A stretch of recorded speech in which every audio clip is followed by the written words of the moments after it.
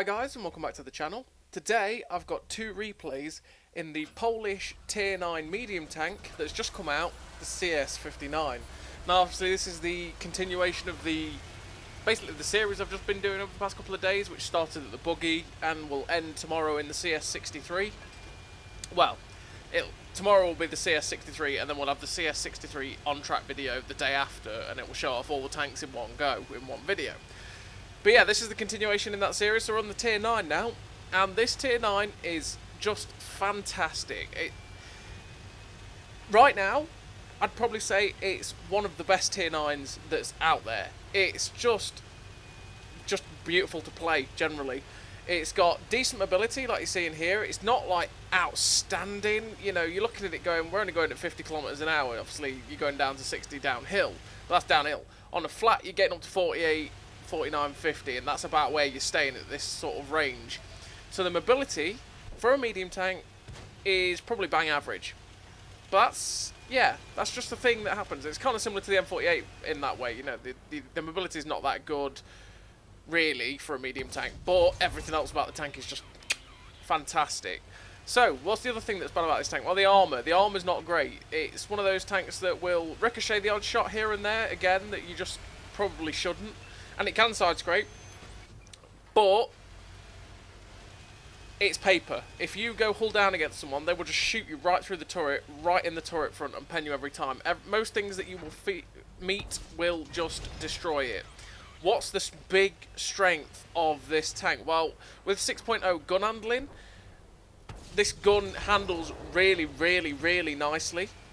It's got 390 alpha, which is juicy.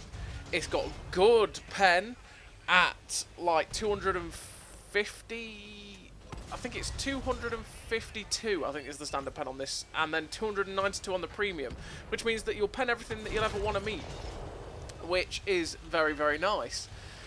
It's also got very good DPM, as you are seeing here as we get YOLO by this 777, and he gets shut down. The reload on this tank at 6.6 seconds fully pimped without food boosted is just fantastic. It means you can really brawl so effectively with this tank. You can really put out the hurt so quickly, and it's really nice for that. And that's a real strength with these tanks from the Tier 8 up, and that is the DPM. They don't really have all that much going for them, except for the gun is fantastic and the DPM's fantastic, and that's really nice to have on these tanks, which means you can really put up some high damage games. So in this game on Katherine, we went to a spot that I'd normally go to at DC4, where you just keep bobbing up and down that ridge line, spot things, don't poke for too long, keep firing.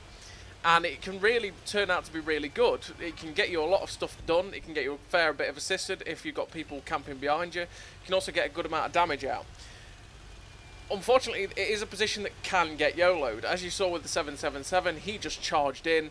Luckily for me, I did have backup, and I managed to also get quite a few good shots into his lower plate, because if that thing's out in the open, they are pretty easy to pen when you've got like 260 odd pen.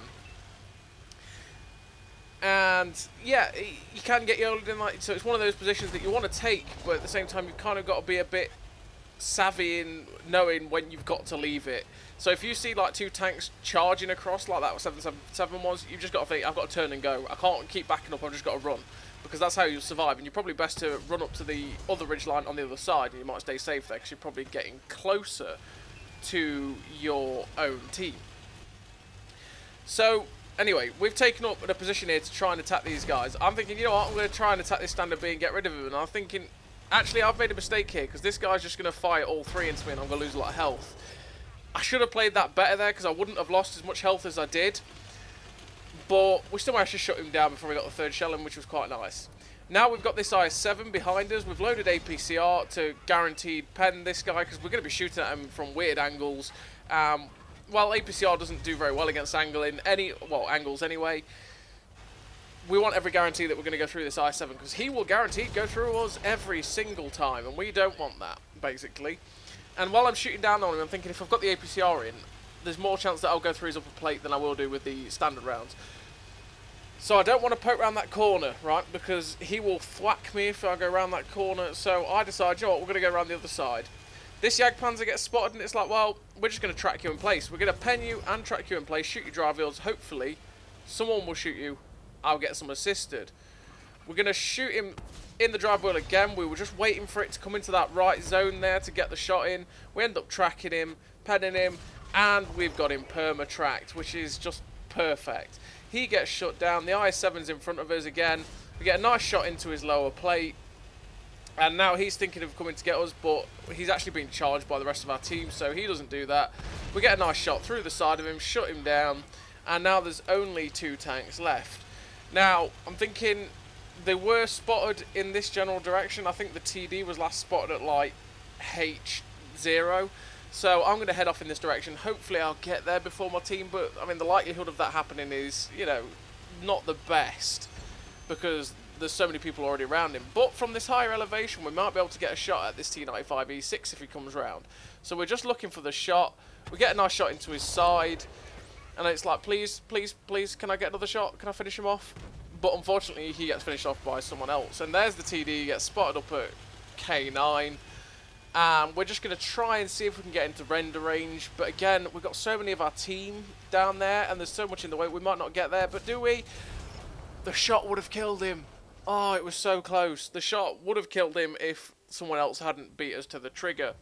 But we finished that game anyway with a victory. 5 kills, 5.9k damage, nearly 6k.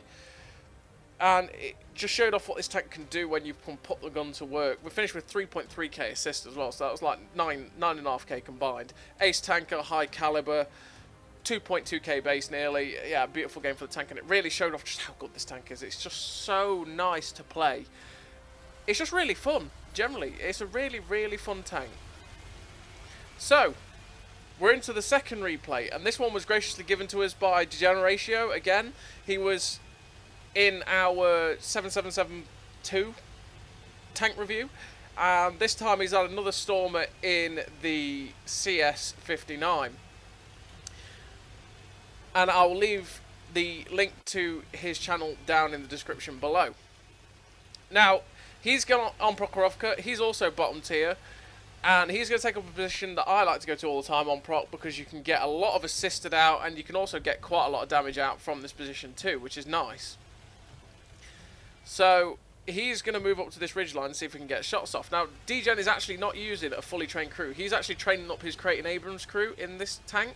So he must only have about 3 or 4 skills in this tank. So I think you'll see after the game finishes, his XP bar's only gone up to about 170k, which I think is training up the 4th skill. I'm not too sure. Can't quite remember.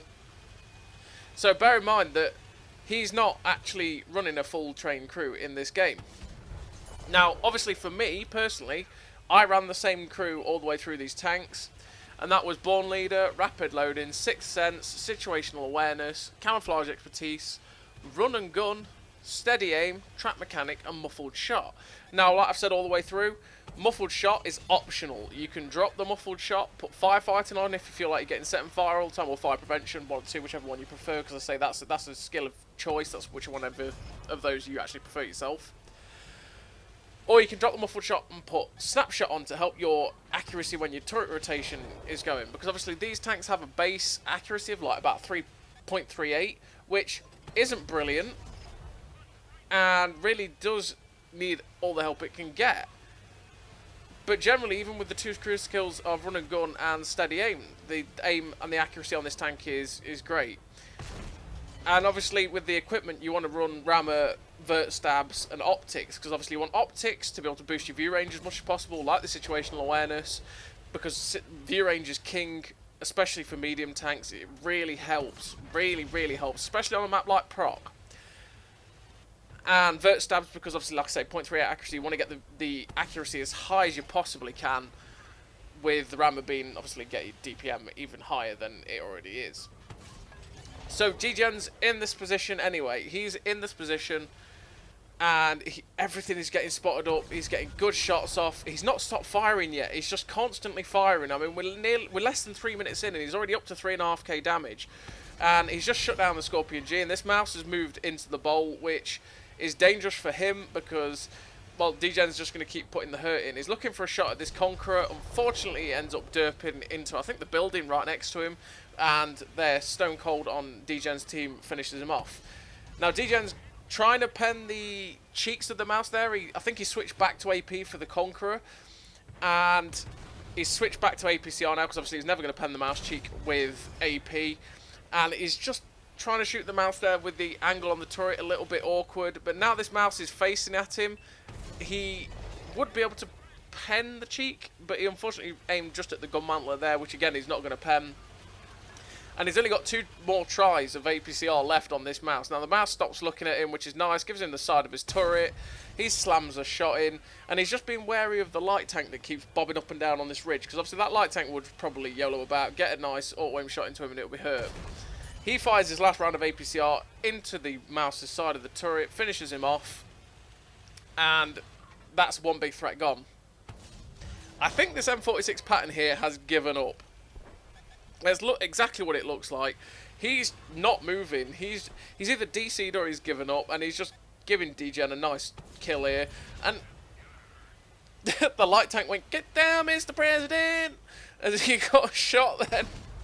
And he took the blow for the M46 pattern, and then unfortunately ends up bouncing off the side of his turret as well.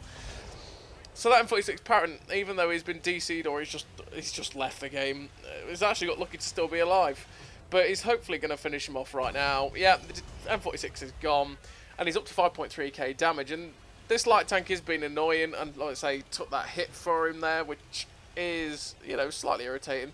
Now Dgen's going to change up his positioning on this ridgeline a little bit, see if he can get more shots towards where this STB is that was spotted under the bridge. But Dgen gets lit up there, and he's like, well, I'm just going to back up because I don't want to get shot by anything that's camping at the back, because there's still quite a lot left on the enemy team at this current moment. His team is slowly progressing down the 1-2 in the 100, which is nice for him, for Dgen, because obviously he's going to get nice shots up.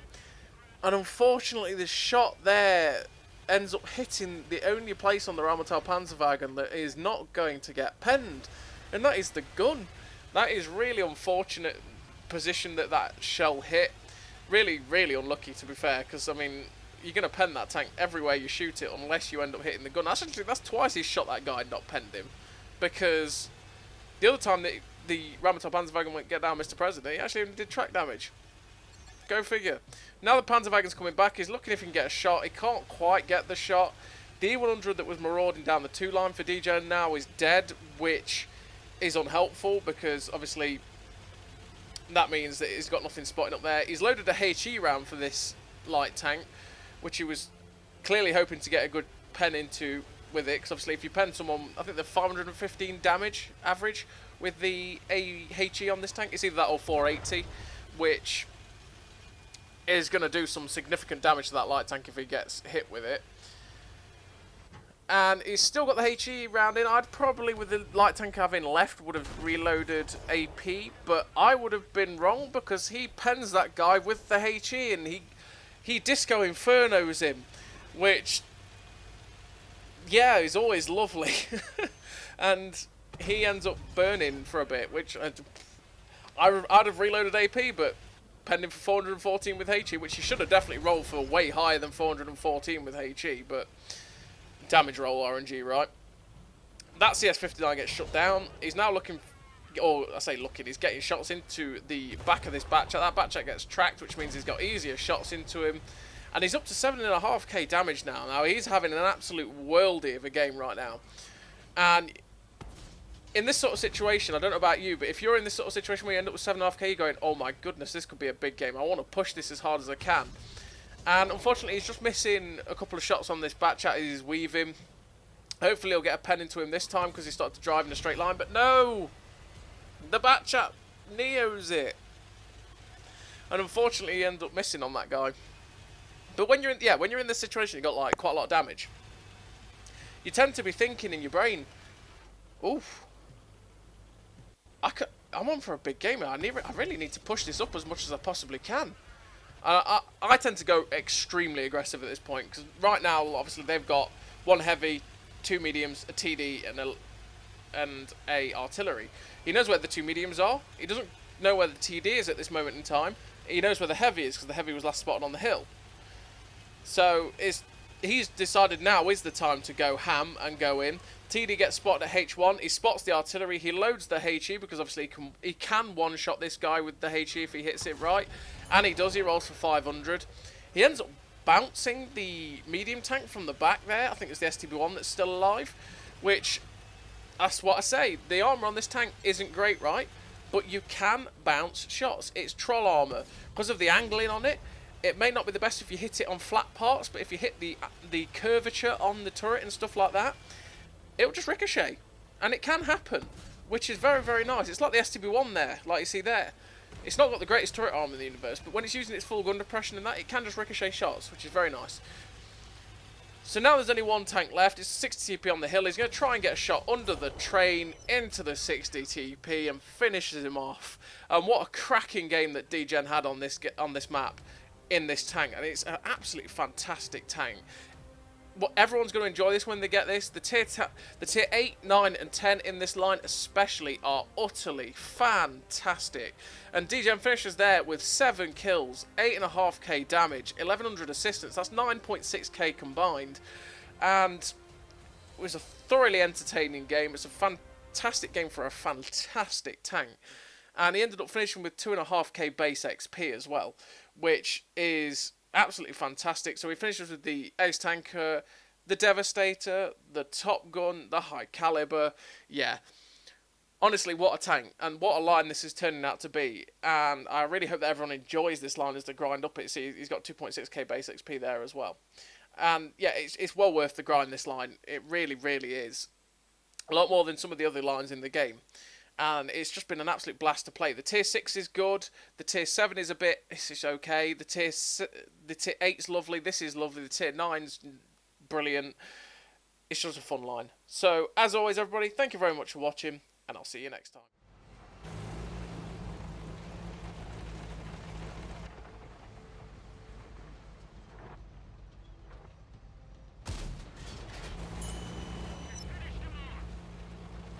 A great success!